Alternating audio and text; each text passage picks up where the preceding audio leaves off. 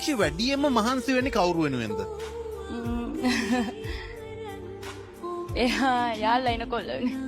යාළුලා ඉන්න කොල්ලනේ. බෝයිෆ්‍රෙන්ඩ් වෙනුවෙන්. ඒ කොහොමද මොකක්ද ඒ කතාව? එයා තාම ඉගෙන ගන්නවනේ. එයාට හයියක් දෙන්න තමයි. හරි ලස්සන හදවතක් තියෙන කෙනෙක් නේ ඔයා. ඒ කියන්නේ පෙම්වතා වෙනුවෙන් මහන්සි වෙනවා. එයාට උගන්වන්න මහන්සි වෙනවා. එයාගේ ගෙදර අයත් උදව් කරනවා ඇති නේද? ඔව් එයාලා උදව් කරනවා. මදිපාඩුවක් වගේ වුණාම පස්සේ දැන් ඔයාගේ හදවතේ ලොකු ආදරයක් තියෙනවනේ බෝයිෆ්‍රෙන්ඩ් ගැන. එයා කවදා හරි වෙනස් වුණොත් කොහොමද නේද? කමන්න එයාගේ සතුටනේ. ඒ කියන්නේ ඔයා කිසිම දෙයක් බලාපොරොත්තු වෙන්නේ නෙමෙයි එයා වෙනුවෙන් මෙච්චර කැපකිරීමක් කරන්නේ. ඒ හදවතේ උතුරන්න ආදරේ තියෙනවා. ඔව්.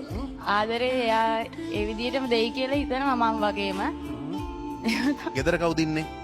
තාත්තයි මල්ලිලා දෙන්නයි මම ඉන්නේ. තාත්තයි මල්ලිලා දෙන්නයි ඔයයි. අම්මා අම්මනේ. අම්මට මොකද උනේ? එයා ගිහිල්ලා. ගිහිල්ලා කිව්වේ. ගෙදරින් ගිහිල්ලා. ඇයි ඒ ගෙදරින් ගියේ? ඔයාලා බැලුවේ නැද්ද අම්මා ගැන? ඔයාලා බැලුවා. අම්මා ගියාම ඕගලන්ට දැනෙන දුක වගේම තාත්තට ඊට වඩා දෙගුණ තෙගුණ වෙලා එයාගේ බිරිඳ දරුවන්ගේ අම්මා නැතිවීම දැනෙන්නේ නැති. කොහොමද ඕගොල්ලෝ තාත්තට හයියක් උනේ? අපි ඉන්නවනේ තාත්තට. තාත්තව කොහොමද ආදරෙන් බලාගන්නේ දුව? අපි ඉතින් කවුරුත් එක්ක එකතු වෙලා වැඩපළ කරගෙන ඉන්නවා. දැන් මෙහෙ වැඩට ඇවිල්ලා කොච්චර කාලද? 3ක්. අවුරුදු 3ක්. සල්ලි ඉතුරු කරලා ජීවිතේ ගොඩ යන තමයි බලාගෙන ඉන්නේ. මොනවද අනාගත බලාපොරොත්තු?